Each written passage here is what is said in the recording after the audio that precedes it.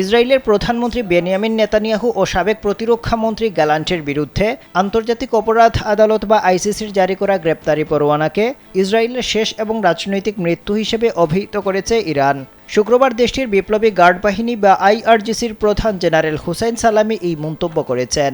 তিনি বলেন, আইসিসির পরোয়ানার অর্থ ইসরায়েলের রাষ্ট্রের অবসান এবং রাজনৈতিক মৃত্যু।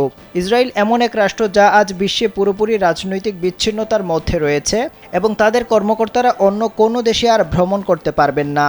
ইরানের প্রথম আনুষ্ঠানিক প্রতিক্রিয়ায় আইসিসির পরোয়ানা জারির ঘটনাকে স্বাগত জানানোর মতো পদক্ষেপ এবং ফিলিস্তিন ও লেবানন প্রতিরোধ আন্দোলনের জন্য মহান বিজয় বলে অভিহিত করেছেন সালামি।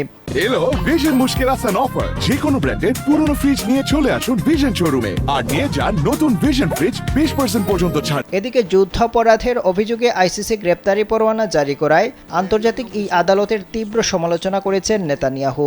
এমনকি ইসরায়েলের অন্যতম ঘনিষ্ঠ মিত্র যুক্তরাষ্ট্র সহ অন্যান্যরাও আইসিসির এই পদক্ষেপের নিন্দা জানিয়েছে।